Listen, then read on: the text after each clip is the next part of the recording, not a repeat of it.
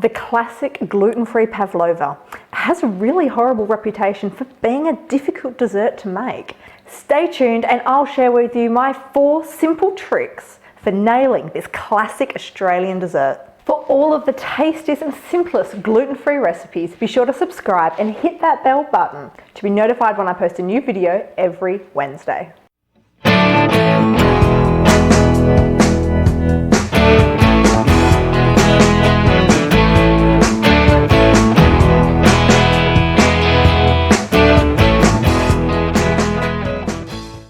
Hello, my name is Stacey Dadd and I am the Chief Baker and owner here at Champagne and Gumboots, an exclusively gluten-free bakery that specialises in creating 100% gluten-free, celiac-safe sweet treats and cakes that taste so good you'll never know they're gluten-free.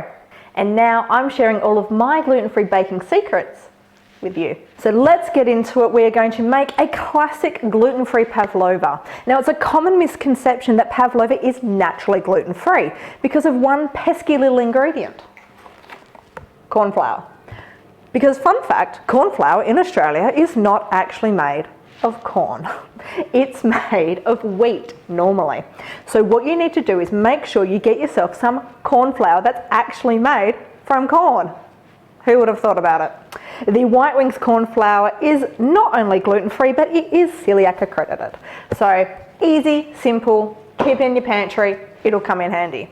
Now today, I'm going to share with you my really simple 4 tricks to nailing the pavlova. And most of it has nothing to do with the actual baking itself. It's preparation tricks. So before we do absolutely anything, we need to get our oven preheated. But as any CWA lady will tell you, a pavlova shouldn't be cooked hot. So you want to make sure that your oven is set to 120 degrees Celsius with no fan. We're also going to pre-line a large baking tray. And what I've done is on one side of my baking paper is used a plate and traced around roughly the sort of size pavlova I want to make. This just makes it a little bit easier for me to stay within the lines while I'm baking. What I'm going to do is turn it upside down, and that'll be my guide when I place my pavlova onto my tray. One of the wonderful things about pavlova is that you can make it in any shape or style that you like. I'm going for the classic circle today, but you could just as easily pop your meringue mixture, which you're going to mix up in a minute, into a piping bag and pipe little miniature meringue nests. Also a great dessert option. Now we're just going to pop this aside, ready to go. The great thing about the Humble Pav is that you use simply 4 ingredients: egg whites, sugar, corn flour, and a teeny tiny little bit of white wine vinegar. One of the enemies of pavlova or any meringue is oil.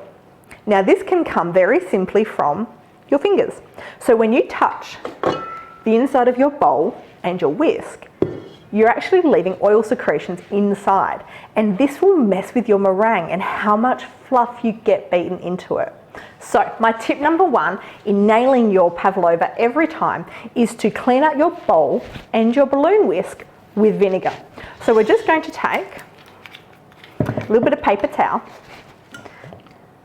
and dab a little bit on there. We're going to just clean out the inside of our bowl, everywhere that the meringue will come into contact with. And we're going to do the same thing with our whisk. Honestly, if you don't believe it, you think, oh, yeah, okay, I'll miss this step. No, honestly, it makes the biggest difference to your end product. And we want to make sure we don't get our hands on these products now, because we're going to just put oil all over them again. So, lock our bowl in and we'll get ready to go. Now we're going to go straight into tip number 2 of nailing your perfect pavlova. Now, egg whites. We all know how to crack an egg. Well, most of us do. But did you know that makes a difference whether it's at room temperature or cold? Fun fact, an egg is easier to separate the yolk from the white if it's cold. But it's easier to whisk and you'll get much more fluff and lift beaten into your egg whites if the eggs are at room temperature. So, a little bit of pre-preparation here is key. Crack your eggs into a bowl about half an hour before you want to bake. Leave them aside at room temperature, ready to go. And then we're going to simply pop them straight into our bowl. So in with our 4 egg whites, and we're going to pop our stand mixer straight onto high. Whipped our egg whites for a couple of minutes on high speed, and they're just starting to foam up nicely. So what we're going to do now is add in our caster sugar a little bit at a time. And tip number 3 definitely has to be patience. You want to add just a little bit of sugar at a time, 1 to 2 tablespoons at most.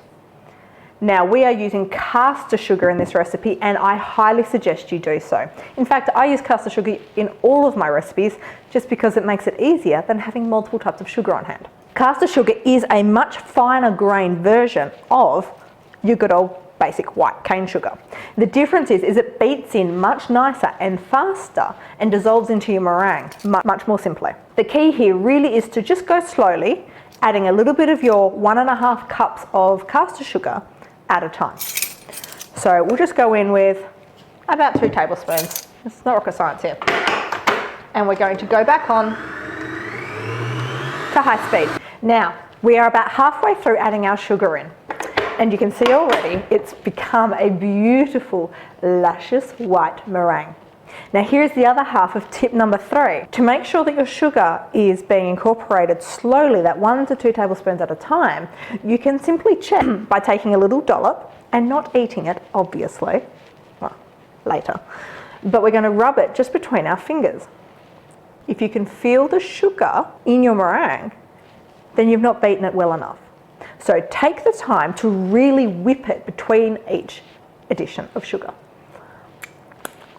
Now you can eat. We've just taken a moment to scrape down the sides of our bowl to make sure that we get any extra little sugar bits around the bowl back in and mixed in with our meringue.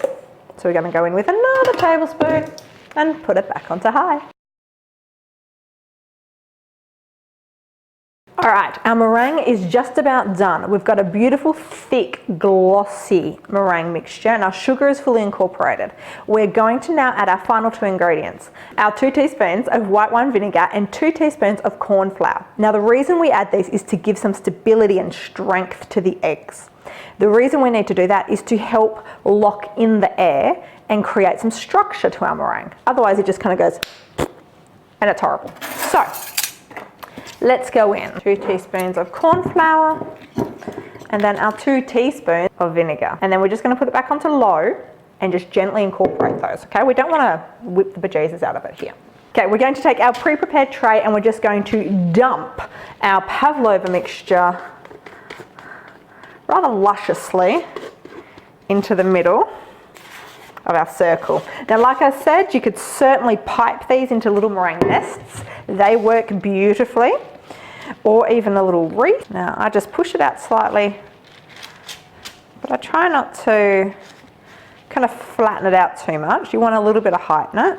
And I always like the middle to be really marshmallowy and the outside chewy. So I always kind of go higher in the middle. That gives you a nice lump of marshmallow in the middle. All right, and then we're going to pop it straight into our oven for 1 hour. Now remember, if you are making a smaller version of this, if you're making little miniature ones, you're only going to need them in the oven for maybe 30 minutes. Here's your tip number 4 for nailing the perfect gluten-free pavlova.